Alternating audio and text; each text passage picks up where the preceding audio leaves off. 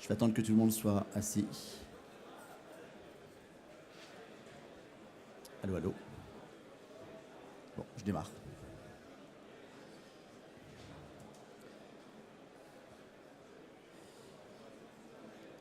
Alors, je vais vous faire. Avant de vous présenter les trois invités, je vais vous faire une petite présentation, une petite introduction de cette table ronde. Les musées européens deviennent aventureux avec la réalité virtuelle. Le 12 mars 2018, dans un dossier international consacré aux musées, le New York Times titrait ainsi un de ses articles et mettait en vedette le cabinet de réalité virtuelle lancé par le Muséum national d'histoire naturelle de Paris en décembre 2017. Le quotidien américain saluait ainsi le premier espace permanent dédié à la réalité virtuelle dans un lieu de patrimoine européen.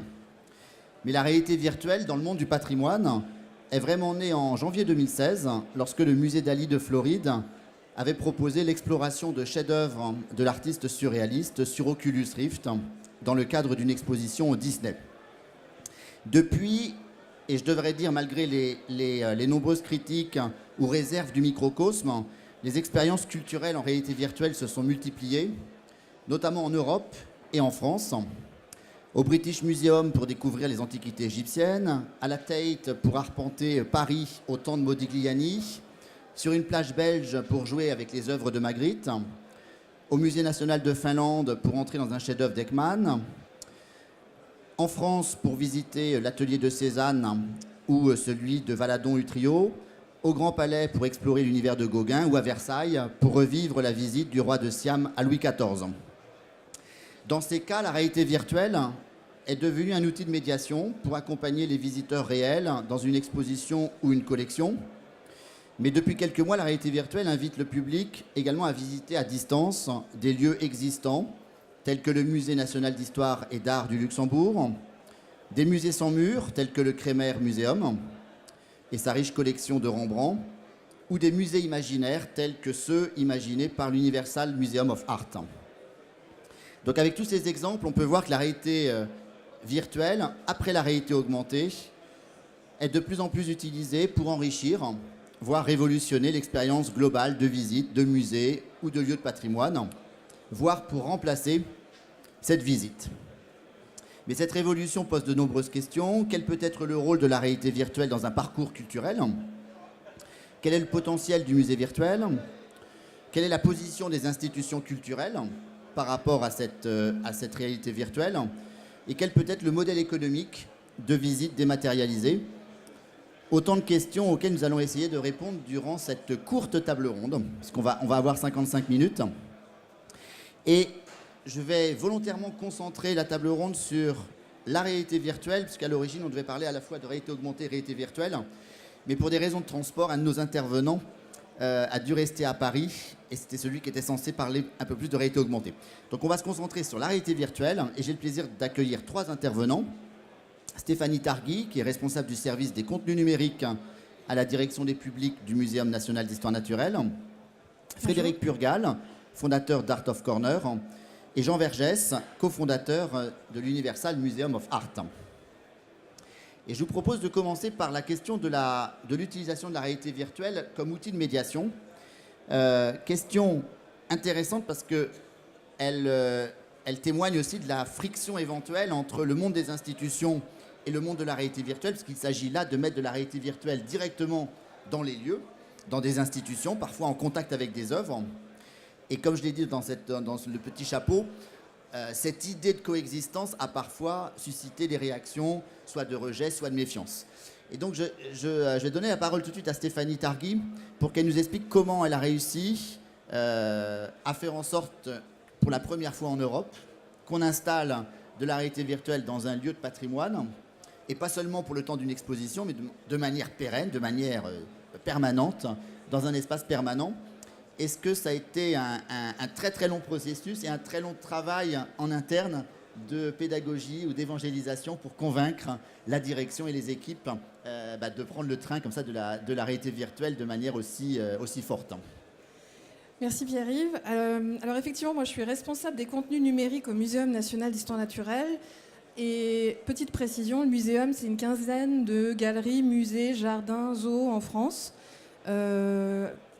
Et notre mission est de parler, de diffuser des connaissances sur la nature, sur la vie, le monde de notre planète, notre espèce Homo sapiens, la manière dont nous, Homo sapiens, nous interagissons avec notre planète et comment parfois on la malmène d'ailleurs. Et dans le cadre de ces missions du muséum, le muséum en a d'autres, la recherche bien sûr, l'acquisition de collections et la conservation de ces collections, l'enseignement supérieur. Dans le cadre de cette mission de diffusion des connaissances, au muséum nous produisons des expositions, comme dans tous les musées. Nous produisons des éditions papier, des sites internet. Mais en tout cas, dans le cadre des expositions, nous, souvent, jusqu'à présent, nous intégrons des dispositifs de médiation numérique. Alors, on teste beaucoup de choses, comme beaucoup de gens dans les musées, des applications mobiles, des tablettes tactiles, des tables multitouch. Et il y a 3 ans, nous étions en train de terminer un projet avec Orange, qui était notre mécène déjà depuis plusieurs années sur les dispositifs de médiation numérique. Avec Orange, nous avions déjà produit une application mobile, par exemple, de visite de la Galerie de l'Homme, du Musée de l'Homme pour les petits. Elle s'appelle Allen l'Alien. On avait aussi produit notre premier MOOC qui s'appelait Sur les origines de l'homme, avec 19 scientifiques du Muséum national d'histoire naturelle, pendant 6 semaines, qui nous a permis de toucher 17 000 inscrits. Je le précise parce que on n'est pas là pour parler du MOOC, mais les outils de médiation numérique, vous comprenez, nous permettent à nous, musées, de mener nos missions de diffusion des connaissances à plus large échelle. Quand on fait un cours sur les origines de l'homme au Musée de l'Homme, on atteint 50 personnes à tout casser.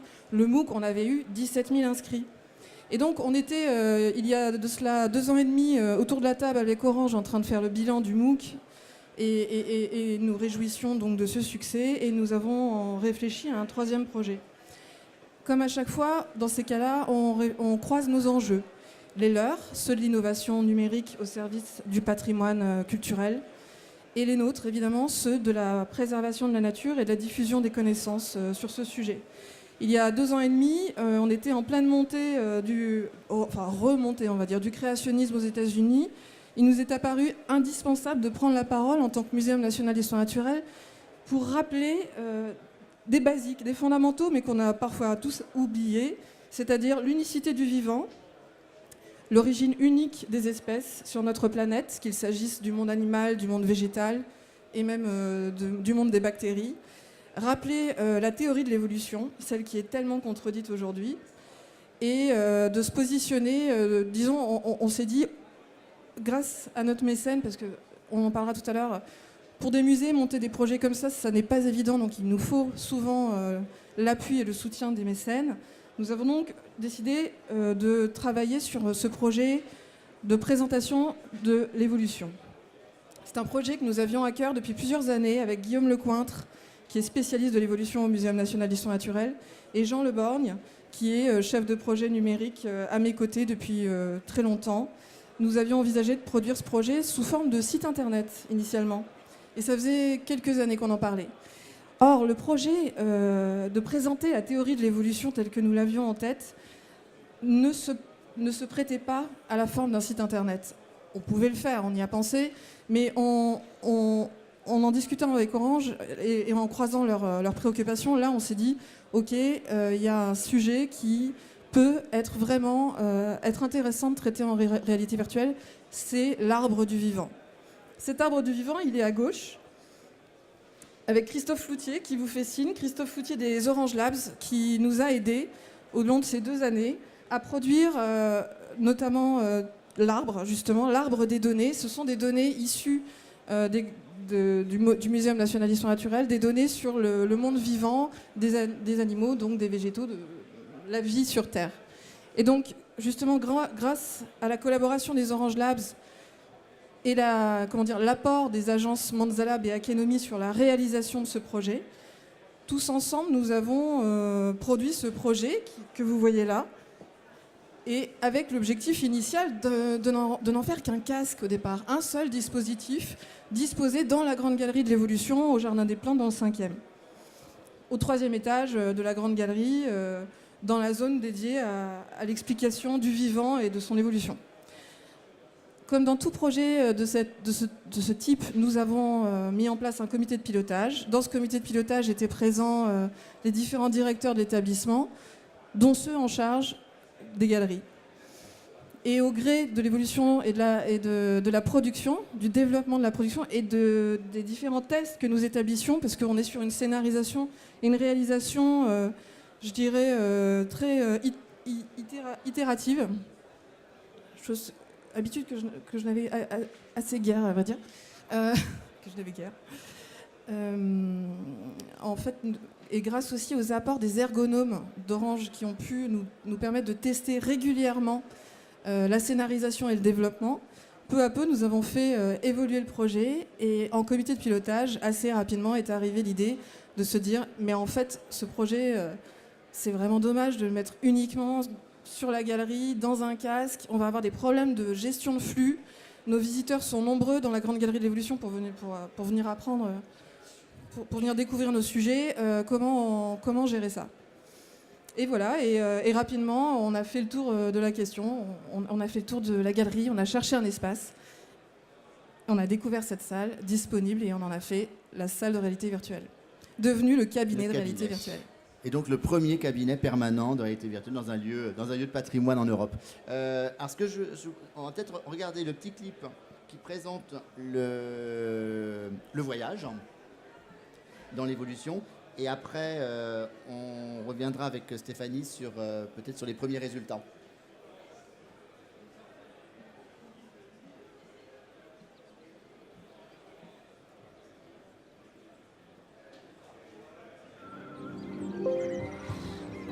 Voyager.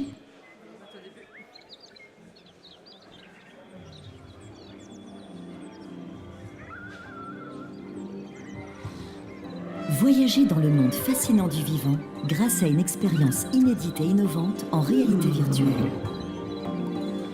Découvrez une classification qui donne à l'humain sa place parmi les espèces. Une place déterminée selon des critères scientifiques. Approchez Lucas, l'ancêtre commun de toutes les espèces, vieux de 3,5 milliards d'années. À vous de jouer. Choisissez vos terrains d'exploration.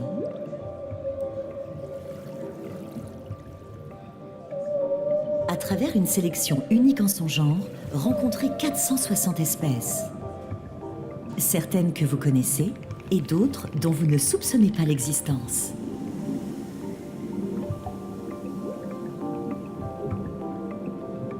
Les liens de parenté réservent parfois des surprises. Pensez-vous être plus proche d'un arbre ou d'un champignon ?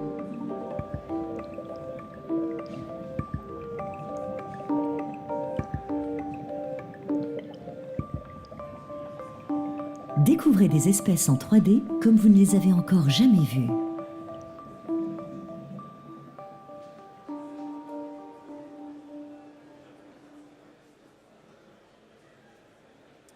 Voilà, comme indiqué sur la vidéo, le programme est disponible sur Vive, mais va être disponible sur l'ensemble des plateformes. Donc il est à la fois disponible in situ. Voilà, in situ sur Vive dans le cabinet de réalité virtuelle, grâce également au mécénat d'HTC et de Dell qui nous ont accompagnés sur l'installation du parc de casques et d'ordinateurs. Et donc en version Vive dans le cabinet de réalité virtuelle, mais aussi online, bien sûr, sur Viveport. Et bientôt, fin avril, sur Oculus Rift et Samsung Gear. Alors, sur Steam. Le cabinet a été inauguré il y a à peu près 3 mois et demi maintenant. 3 mois. Quels sont les premiers résultats je dirais à trois niveaux, au niveau des visiteurs, du public, au niveau peut-être de l'équipe et du management du musée, et peut-être nous donner quelques résultats sur le téléchargement. D'accord. Ça a transformé l'image de l'établissement à l'extérieur. Ça, on le constate parce que jusqu'à présent, le Muséum national d'histoire naturelle, à mon avis, n'était pas particulièrement réputé sur le volet de l'innovation numérique.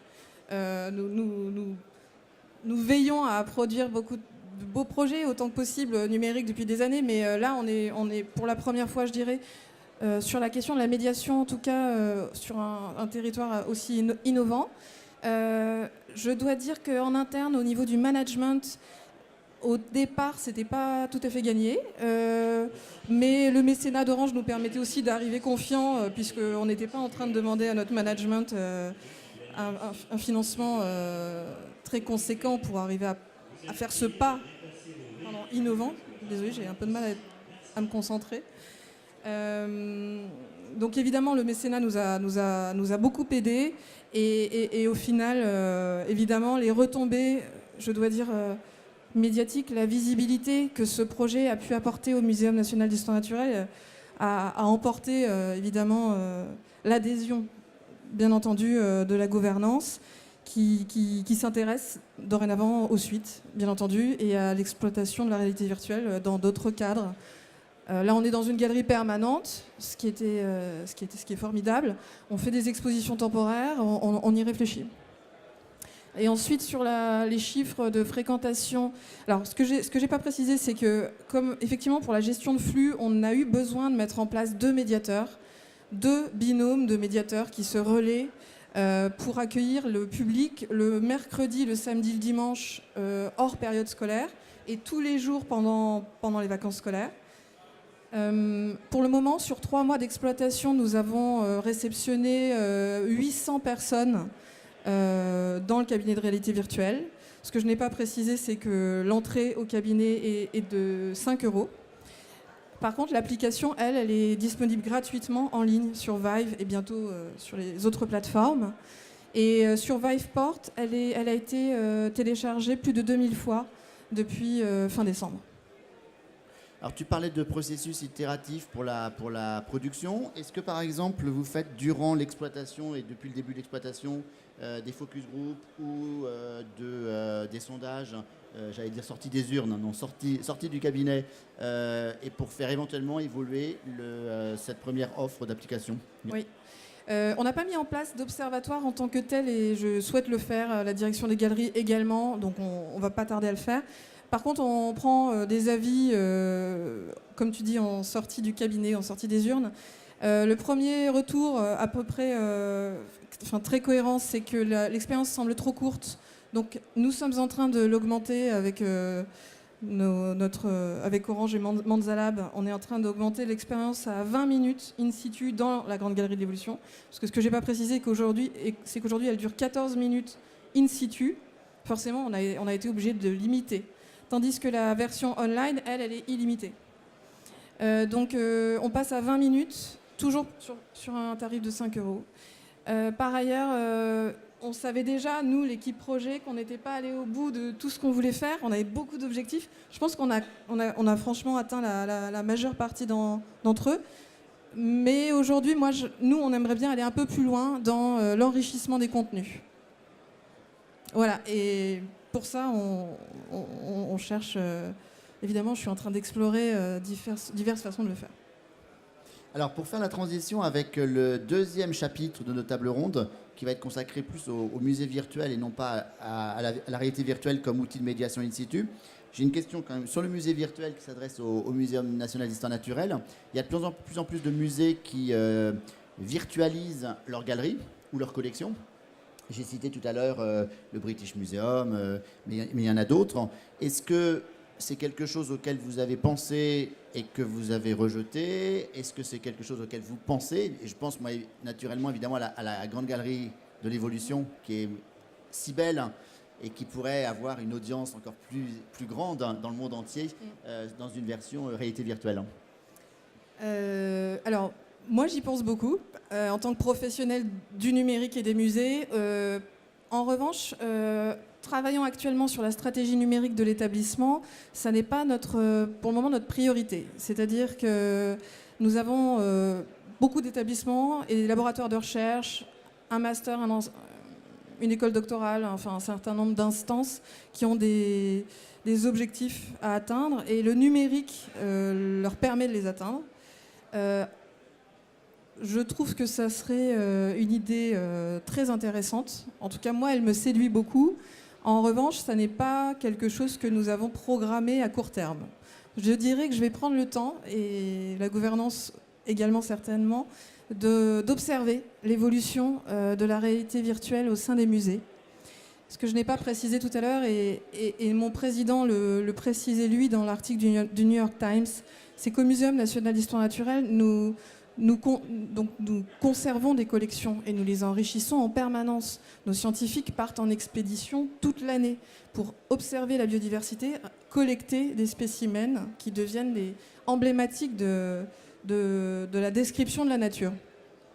Et nos collections, nos expositions, nous les concevons beaucoup avec les objets de collection. C'est une des grandes caractéristiques des Muséums nationaux d'histoire naturelle du monde entier.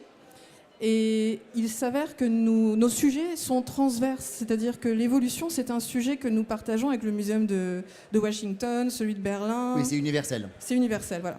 Et donc, tout ça pour te dire que, à mon avis, la réalité virtuelle telle que nous sommes en train de la traiter, enfin de l'utiliser, de l'exploiter, c'est plutôt pour arriver à servir nos propos de diffusion des connaissances et de sensibilisation à la préservation de l'environnement.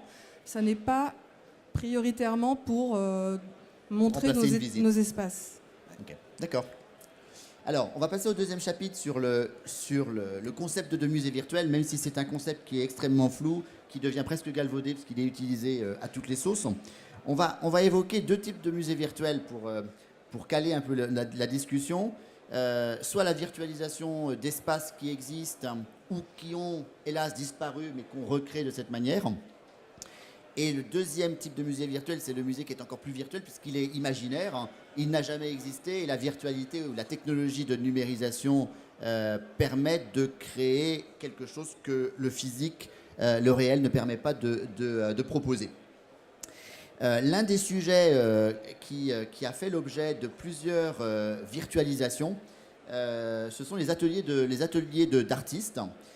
On a eu par exemple l'atelier de Rembrandt qui est maintenant proposé en réalité virtuelle. Je vous ai parlé tout à l'heure de l'atelier de Cézanne.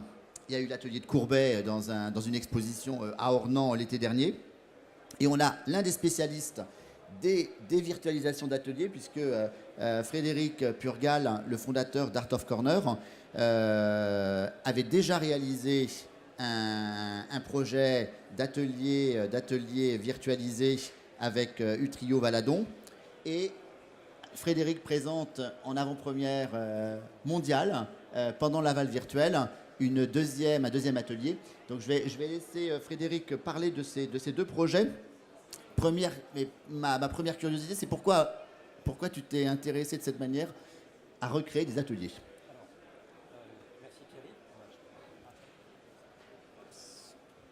Merci Pierre-Yves. Alors effectivement, je pense qu'il faut parler tout d'abord de l'intention première. Le premier objectif, c'est de retranscrire avec des outils innovants un lieu de création d'art.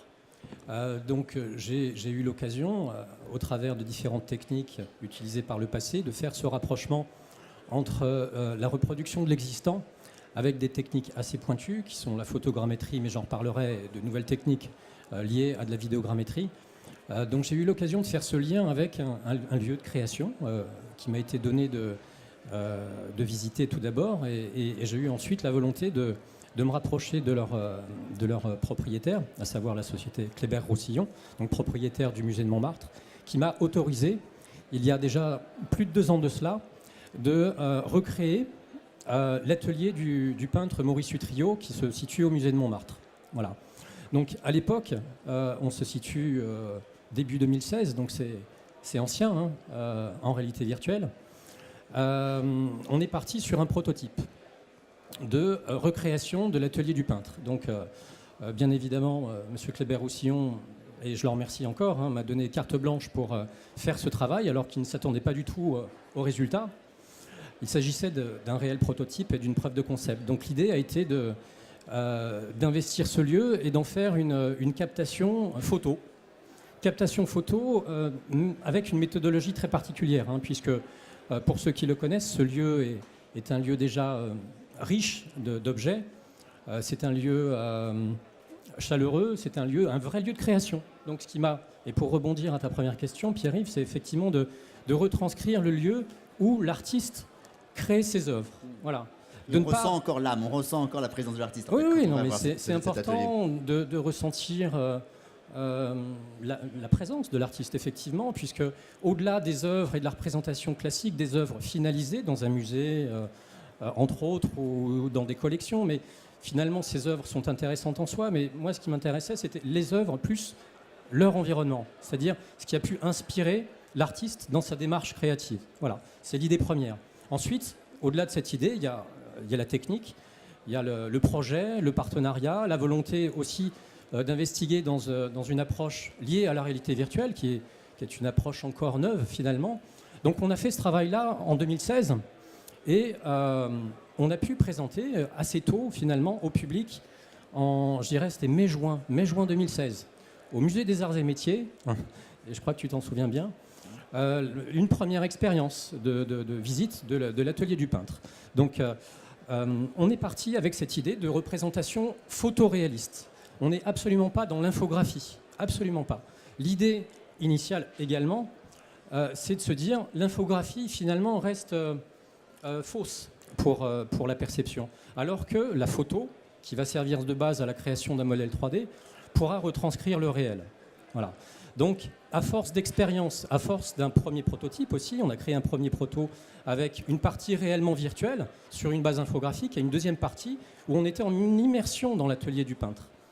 Et lorsqu'on a vu la réaction des gens, on s'est dit, bon, ok, on laisse tomber la première partie parce que finalement les gens se situaient comme dans un jeu vidéo. Et le cerveau ne s'y retrouve pas, il n'y a pas d'intérêt. Même de la belle image, une très belle lumière avec de très bons infographistes, ne représente absolument pas, enfin ne donne pas une belle expérience. La belle expérience, c'est de vous situer, de vous rendre en immersion dans l'atelier d'artiste. Voilà. Donc on a isolé l'expérience, l'application, sur la visite de l'atelier du peintre. Et là, effectivement, on s'est rendu compte des réactions du public, parce que c'est une démarche très pragmatique. On voit la réaction du public et on se dit, oui, là, il y a quelque chose. Il y a vraiment quelque chose. J'en étais moi-même étonné. J'ai été effectivement, les producteurs, en tout cas mes partenaires techniques, les développeurs, les infographistes, ont également été très étonnés de la réaction du public. Et quelle que soit la génération, parce que la VR est innovante, quelles que soient les générations, que ce soit les plus jeunes et les plus âgés. C'est vraiment quelque chose de nouveau pour tous les âges. Voilà. Donc il y a une vraie réaction de surprise par rapport à cette œuvre, à cette création. Et du coup, tu as voulu refaire. On a diffusé, alors juste pour terminer sur Utrio-Valadon, on l'a posé en téléchargement sur Viveport en décembre 2016. SteamVR Viveport a ouvert ses portes en septembre-octobre 2016. On l'a mis en ligne en décembre 2016. Et là, on a eu également de très beaux résultats. Sans publicité, sans communication, un atelier d'artistes sur une plateforme qui est destinée essentiellement au gaming a fait plusieurs milliers de téléchargements sur les 2-3 mois d'exploitation. Bon, voilà. Donc un beau résultat. On a fait un travail de fond sur différents salons, sur des salons que vous connaissez, le CITEM, Muséum Connexion, Laval Virtual également pour la partie technique. Et grâce, et là encore je le remercie, Philippe Rivière de Paris Musée, on a pu aller vers une nouvelle expérimentation autour d'un autre atelier d'artistes, qui est l'atelier du sculpteur Antoine Bourdelle, du musée Bourdelle, donc dans le quartier de Montparnasse. Là, on a eu effectivement, j'ai eu cette chance extraordinaire de rentrer dans un des plus beaux ateliers d'artistes de Paris, de faire cette captation photoréaliste, toujours photoréaliste, et de travailler, en plus de travailler sur le mobilier, c'est-à-dire sur l'environnement, on a travaillé sur les sculptures. Et là, il y a un travail magnifique de retranscription d'une sculpture, et des sculptures en l'occurrence monumentales d'Antoine Bourdelle, qui sont des œuvres majestueuses, au sein même de l'atelier, mais également dans les jardins, dans l'atelier de peinture et dans les autres pièces du musée Bourdelle. Le travail a été étalé sur 6 mois de temps. On l'a finalisé il y a quelques jours. Les derniers tests se sont faits la semaine dernière. Le guide utilisateur, j'ai dû l'écrire ce week-end. Donc là, on présente pour la première fois l'atelier Bourdelle. Alors, ce n'est pas aussi proche que l'expérience ici. Et si vous le souhaitez, vous serez amené à aller au Hall 5. Alors, vous devrez passer la passerelle sur l'environnement VR, AR, contenu sponsorisé par Unity. Et là, vous aurez l'occasion de faire cette visite donc de l'atelier d'Antoine Bourdelle. Alors pour vous donner envie de passer la passerelle, on a quelques images. Alors ce sont des rushs, ce ne sont même pas... voilà, ce sont des rushs, mais vous aurez déjà une première idée. Merci Frédéric de nous permettre de nous diffuser. Utrio-Valadon, pour rappel.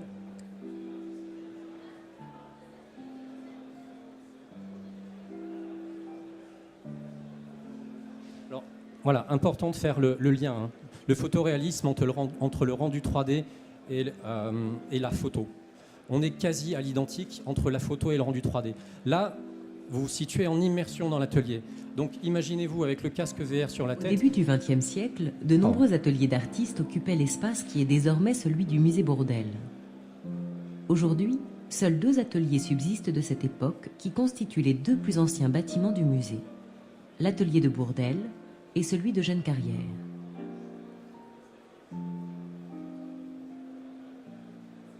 L'atelier Bourdelle, avec sa collection de moulages en plâtre présentés au mur, couros grecque, tête de cheval du Parthénon, sa longue table réalisée par le père de Bourdelle et son mobilier en bois, stalles, coffres, armoires, est quasiment resté dans l'état où l'a connu le sculpteur.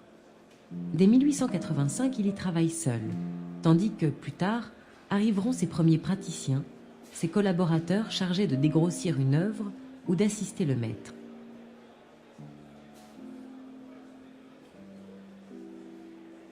Toujours pédagogue, il avait également coutume d'y recevoir de nombreux visiteurs intéressés par son travail. Lieu hautement symbolique, cet atelier fut tout naturellement choisi au moment où Bourdelle mourut pour y exposer son cercueil sous la figure du centaure mourant.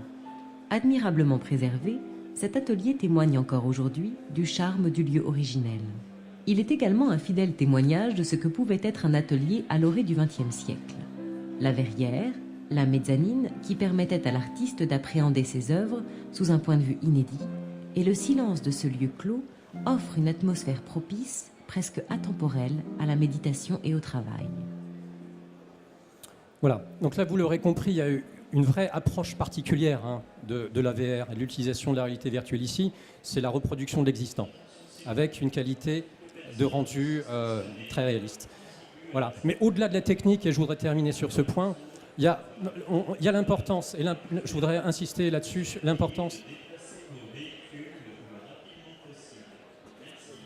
de l'histoire et de l'expérience utilisateur. On va raconter une anecdote, et au travers l'anecdote, on va pouvoir parler de la technique du sculpteur, on va pouvoir parler de ses contemporains, on va pouvoir parler de Rodin, on va pouvoir parler d'autres artistes de son époque. Voilà. L'idée derrière ce type d'expérience, c'est d'écrire et de raconter une histoire. Le storytelling, en bon français. Donc c'est pas la technologie pour la technologie, mais c'est... D'abord la techno et ensuite une histoire qui viendra attirer l'utilisateur.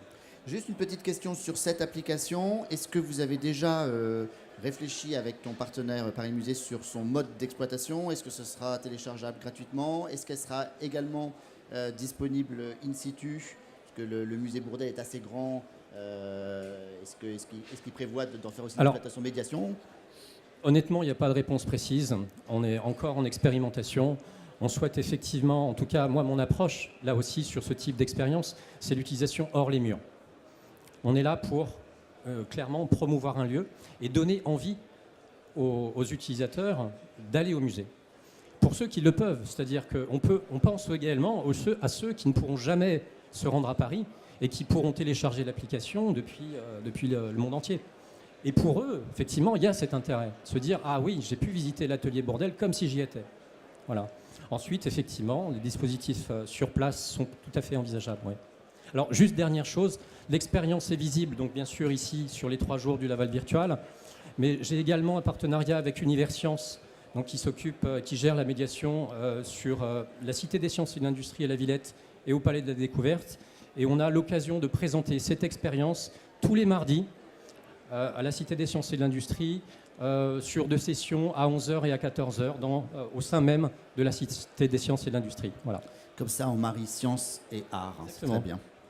Alors, troisième intervention, on va rester sur le musée virtuel, mais dans sa deuxième, on va dire, acception ou deuxième interprétation, qui est le musée tellement virtuel qu'il est imaginaire, imaginé. Là, on est presque dans l'univers ou dans la promesse ou le rêve du coup de Malraux, avec le projet qui n'est plus un projet aujourd'hui, mais qui s'appelle Universal Museum of Art. Plateforme récente, puisque vous avez 4 mois, Donc ce que je te propose déjà, c'est d'expliquer, pour ceux qui ne connaîtraient pas encore Universal Museum of Art, où on montre la vidéo d'abord ou pas? Eh bien, on va... Pardon, là, Ariette, excuse-moi.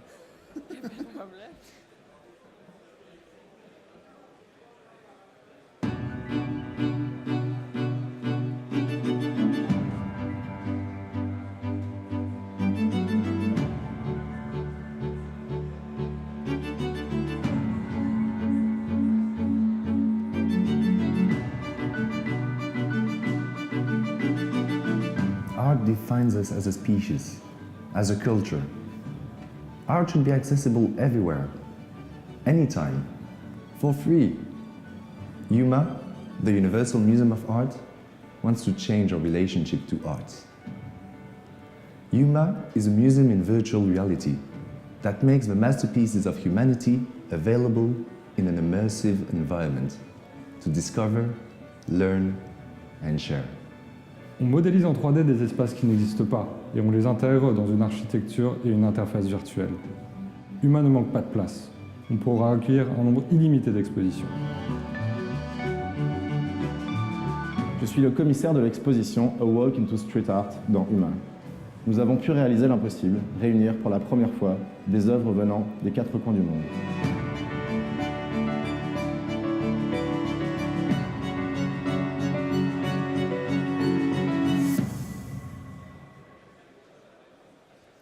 Voilà, je crois que ce que dit le commissaire de l'exposition qui a ouvert hier résume parfaitement UMA, c'est réunir l'impossible. Exactement. On travaille avec des spécialistes, on travaille avec des institutions pour réaliser des projets qui ne pourraient pas avoir lieu. Dans l'exposition Street Art, on a pu s'offrir le luxe de rassembler des murs qui venaient de Palestine, de Tokyo, de Berlin, de Los Angeles, de Paris, et donner un aperçu de ce que pouvait être le street art à une échelle globale et de faire une vraie introspection de cette thématique à travers la réalité virtuelle. Alors à la différence des projets du musée de l'homme, enfin du Muséum de l'histoire naturelle et de Art of Corner, c'est que l'usage du casque n'est pas nécessaire. Il est possible, on peut faire l'expérience avec le casque, avec le cardboard, mais l'usage aujourd'hui le plus pratiqué du musée, c'est mobile ou ordinateur. Donc on travaille avec les musées ou des spécialistes et le but c'est aussi de donner accès à des chefs-d'œuvre auxquels nous n'avons pas classiquement accès. Alors soit parce qu'ils sont dans des réserves ou que l'angle ou la thématique que nous choisissons n'est pas disponible pour le public, ou soit, et c'est le cas le principal, parce que les gens n'ont pas accès à un contenu artistique divertissant en ligne. Alors il y a la dimension impossible que l'on essaye de remplir, mais il y a aussi la dimension de l'accessibilité de l'expérience artistique. Si on habite à la campagne ou dans des zones de désert culturel ou faible densité de musées, l'accès au musée est carrément impossible. Pour vous donner un exemple, un chiffre tout simple, en France, il y a 34% des gens qui vont dans un musée au moins une fois par an. C'est beaucoup, 34%, c'est un chiffre déjà assez important. Dans le monde, c'est environ 0,5%. Il y a un écart qui est enfin, je suis perdu dans les mathématiques là, mais un écart important. On veut donner accès à un maximum de gens, le savoir artistique, mais aussi le divertissement artistique. Et on a découvert que la réalité virtuelle, c'était la locomotive la plus efficace pour créer cette interaction, pour créer cette immersion, et parce que voilà, ça reprend les codes du jeu vidéo, parce que les temps de visite sur le site internet sont 10 fois plus longs que si jamais on s'était contenté de faire une galerie de photos, parce que on peut créer et éditorialiser aussi quelque chose de notre côté en créant, mais bien comme vous l'avez vu, des architectures qui n'existent pas, des scénographies, et donc fournir une expérience la plus riche possible. Les 2 premiers sujets que vous avez traités, c'était les mythes fondateurs illustrés par les maîtres de l'Antiquité à nos jours, le street art qui a démarré hier ou avant-hier.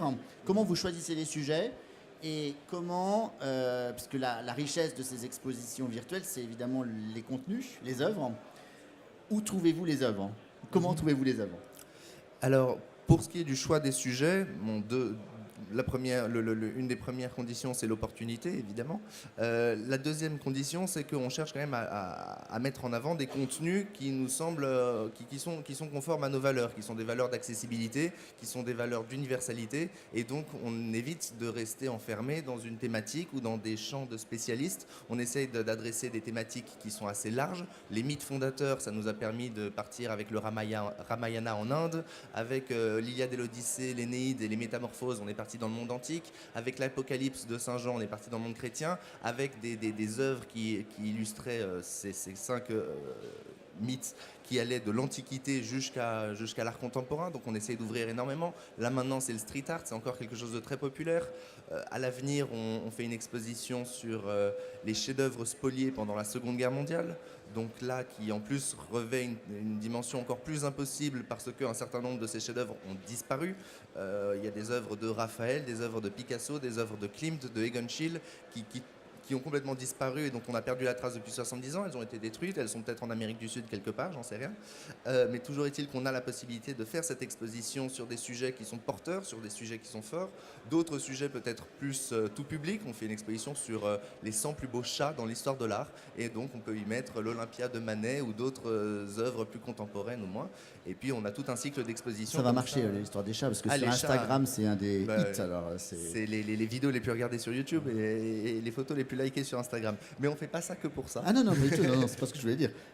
Et donc on a tout un cycle d'expositions. Pour l'instant, on est à une exposition tous les 2 mois environ. Ça fait 3 mois et demi qu'on est lancé, donc on en est à 2. L'objectif, c'est que d'ici 6 mois, 1 an, on soit à capacité de sortir une exposition toutes les 2 semaines. Donc d'accélérer énormément le rythme de production d'exposition pour fournir une offre qui se mette régulièrement à jour et que voilà, le Musée universel de l'art, ça puisse devenir une sorte de marketplace, de plateforme qui participe à une sorte de cohésion entre les musées, entre les spécialistes, entre les institutions. Et ta deuxième question, c'était... pardon. Oui, ta deuxième question, c'était comment est-ce qu'on obtenait les visuels ? Oui. Voilà. Alors, comment est-ce qu'on obtient les visuels ? Lorsqu'on collabore avec des spécialistes, ça implique d'avoir des visuels qui viennent des 4 coins du monde, donc négocier des droits des 4 coins du monde. C'est un bordel sans nom, mais on s'y retrouve parce qu'on va discuter avec les musées un par un pour l'exposition street art, la totalité des artistes, et je parle de Banksy, je parle de Obey, je parle de JR, je parle d'immenses noms pour lesquels... tous ne sont pas faciles avec les questions de droit, tous ont donné leur accord pour que l'on puisse utiliser leur visuel parce que le musée est accessible gratuitement sur Internet. Et la notion de gratuité, évidemment, fait toute la différence parce qu'on ne fait pas d'exploitation commerciale des expositions comme ça en accord avec les artistes ou les musées. Et puis, il y a une autre manière de faire les expositions et donc de négocier les visuels, c'est de travailler avec les musées. Et donc, les musées nous donnent accès à leur fonds iconographique ou à une sélection de ce fonds-là. Et dans ce cas-là, on utilise les visuels HD. De toute façon, on utilise toujours les visuels HD et qu'on va ensuite intégrer dans une architecture et dans une infographie 3D. Tu as dit market tout à l'heure. Donc ma question évidente, c'est comment on gagne de l'argent ? Tu dis à l'instant que pour ne pas avoir à trop négocier les droits, il faut plutôt être en exposition gratuite. Tout à fait. Il faut que tu payes tes factures. Oui. Donc quel est le modèle économique alors peut-être pas demain, mais après-demain, pour que UMA puisse survivre? Alors le premier modèle économique qu'on a mis en place pour l'instant, mais qui ne sera pas pérenne à terme, c'est tout simplement de la redirection commerciale. C'est-à-dire que chaque fois que l'on est sur une œuvre d'art, on clique dessus, on a accès à tout un ensemble d'informations, la biographie de l'artiste, son intégration dans le mouvement. Il y a vraiment des ressources textuelles très riches. Dans l'expérience du musée, il y a une expérience qui est indispensable, c'est celle du Museum Shop. Énormément de personnes gardent une trace de leur visite dans un musée, pour eux-mêmes, pour les autres, pour s'y sentir assimilés. On participe évidemment à cette tendance-là et donc on a des redirections commerciales avec des articles qui sont sélectionnés pour chaque œuvre. Si jamais je clique sur une œuvre du Cheval de Troie, je vais avoir mon puzzle du Cheval de Troie ou un t-shirt avec écrit Cheval de Troie et un dessin de je ne sais pas qui, ou Orlando Bloom ou Brad Pitt dans Troie. Donc e-commerce et produits dérivés. Donc e-commerce, produits dérivés. Et puis à terme, et ça c'est la deuxième évolution du business model, et c'est lorsque l'on aura atteint un rythme de production assez important qui est de l'ordre de 2 expositions par semaine, 2 expositions par mois, pardon, on va mettre en place une distinction entre des expositions gratuites et des expositions payantes. On va faire une formule freemium et une formule premium. Les utilisateurs freemium auront accès à une sélection d'expositions et auront accès à des contenus enrichis réduits. Les utilisateurs premium, contre un abonnement de 1 ou 2 euros par mois, donc une somme très faible, auront accès à tout un ensemble d'expositions, à des expositions beaucoup plus nombreuses, et puis à des contenus beaucoup plus riches, à des visites guidées, à des contenus pédagogiques pour qu'on puisse faire la visite avec ses enfants ou dans une salle de classe. On pourra avoir des contenus snackables. J'ai 5 minutes disponibles, et bien pendant 5 minutes, je vais me faire un shot de street art et on va me prendre par la main en réalité virtuelle comme ça pendant 5 minutes. Donc mettre en place toute une gamme de services premium qu'on pourra monétiser. Et finalement, ce business model du premium, freemium, c'est le business model qui est en train aujourd'hui de dominer le secteur culturel, ou en tout cas qui est en train de prendre le pas. Dans le secteur de la musique, les services numériques et les ressources qui viennent du numérique ont dépassé les concerts ou les ventes de CD. Aujourd'hui, les plateformes comme Spotify ou Deezer ont dépassé tout ce qui était vente de CD physique. Le cinéma, ils sont sur la même voie. Et finalement, leur business model, c'est d'être un agrégateur de contenu. Alors nous apportons une dimension éditoriale en plus, mais finalement ça regroupe du contenu. On fait payer un abonnement pour avoir une qualité de service et une offre vaste.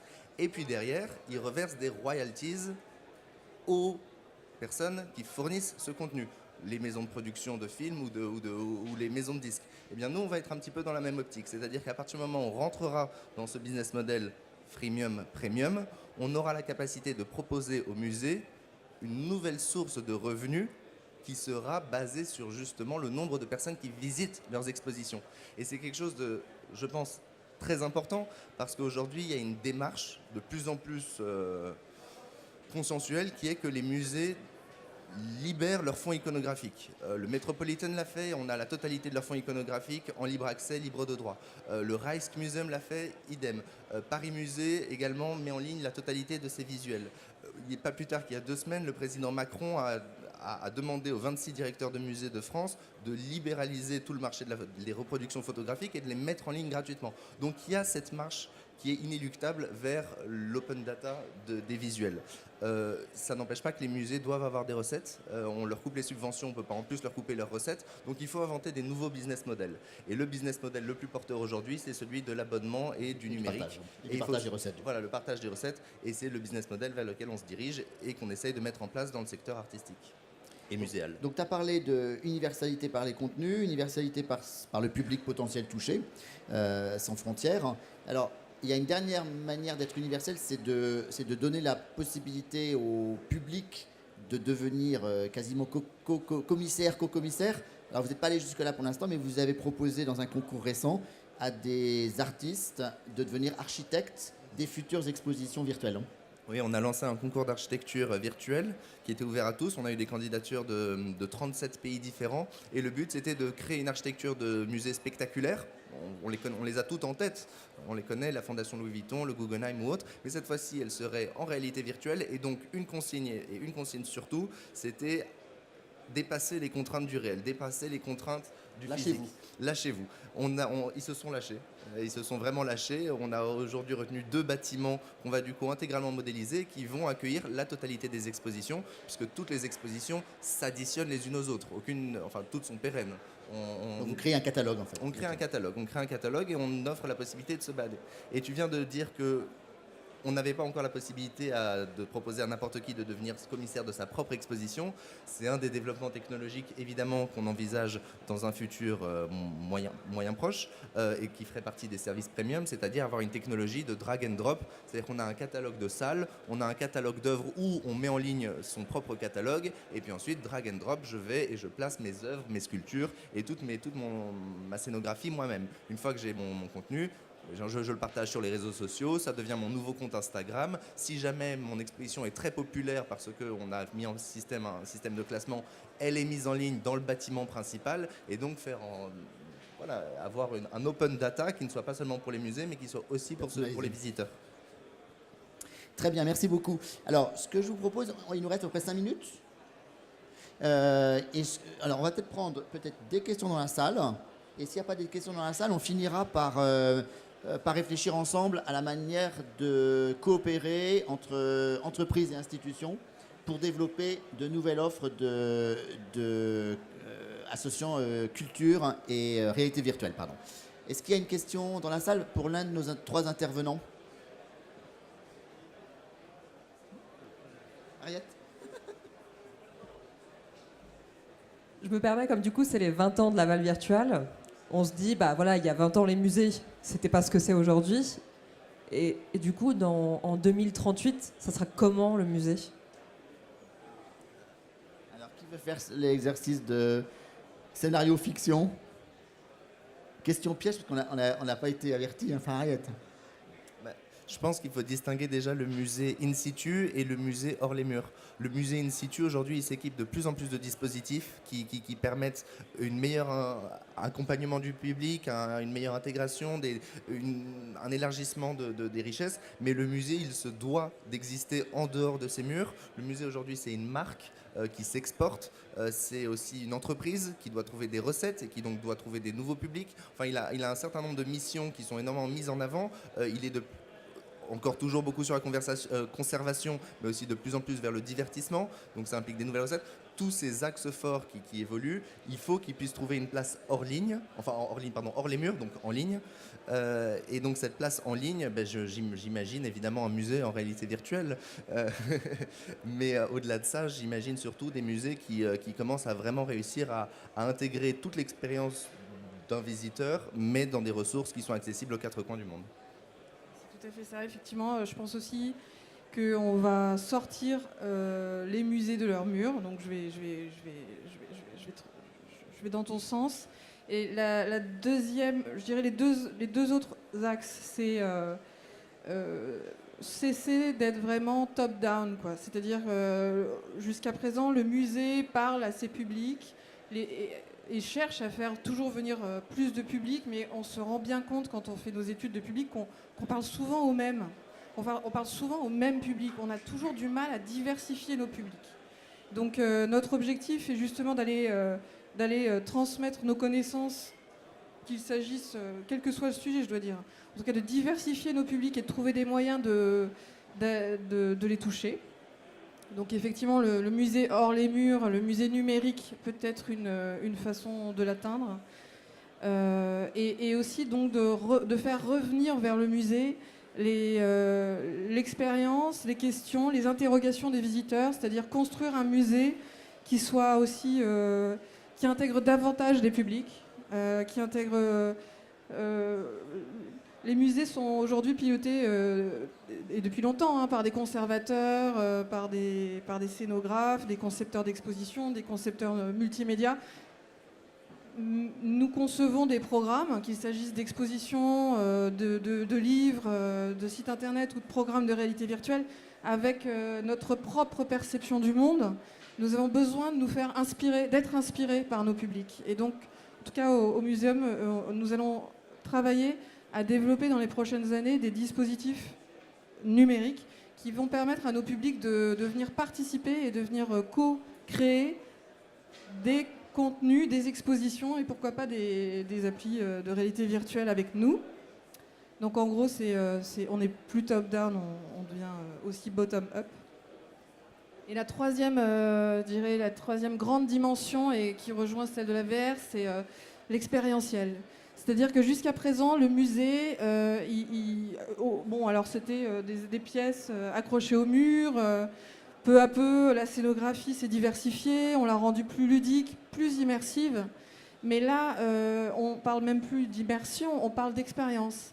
C'est-à-dire que l'apprentissage, l'appréhension des connaissances ne passe dorénavant par le vécu du visiteur.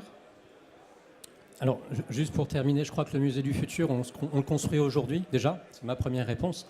Ensuite, on parlait d'écriture sur mon dernier propos, c'est qu'on va vers de l'expérience, effectivement, mais sur un terme qui n'est pas le galvaudé du tout, c'est du transmédia. Et à chaque écran, une histoire, un dispositif, que ce soit hors les murs ou in situ. Hors les murs, la VR est parfaitement adaptée. Pour moi, la VR, c'est hors les murs. In situ, on pourra travailler sur de l'hologramme. Et au-delà de ça, on pourra également, en plus, travailler sur du web. Donc, quelque part, sur ces trois écrans, on a trois écritures différentes et trois écritures complémentaires. Voilà. Alors, moi, j'ai apporté la réponse du clic qui fête ses 10 ans. Donc, on n'en est pas à 20 ans. Alors, moi, je confirme évidemment tout ce que mes trois amis sur scène ont évoqué. Je voudrais rajouter une dernière chose, alors, qui est un peu un challenge. Parce que je pense qu'il va falloir que, avec les technologies numériques, le musée arrive à concilier deux choses qui apparemment semblent inconciliables, c'est-à-dire aller vers la personnalisation, ce que tu évoquais tout à l'heure avec mon musée imaginaire, mon musée personnel, mais aussi par l'impérieuse nécessité pour les musées d'être dans le partage et dans le collectif. Et on en parlait tout à l'heure avec Christophe Courtin du musée de Nantes sur l'idée que le casque aujourd'hui, il isole. Or aujourd'hui, dans un musée, ce qu'on aime, c'est aussi avoir une expérience collective et partager et commenter une œuvre qu'on a vue. Et je pense qu'avec HoloLens notamment, ou avec des technologies qui vont arriver, on va arriver à avoir du personnel, de l'immersif, de l'expérientiel. Et on va être en capacité de partager et voire de faire une visite du musée imaginaire, mais avec un groupe constitué de 15 personnes venant des 4 coins de la planète et qui vont visiter ensemble la même pièce, réagir, partager sur Facebook, etc. avec leurs amis. Et donc, moi, je pense qu'à la conciliation des deux, en plus de tout le reste qui a été évoqué par nos 3 intervenants. Alors, est-ce qu'on a le temps du coup d'évoquer le sujet Non, ça va être compliqué.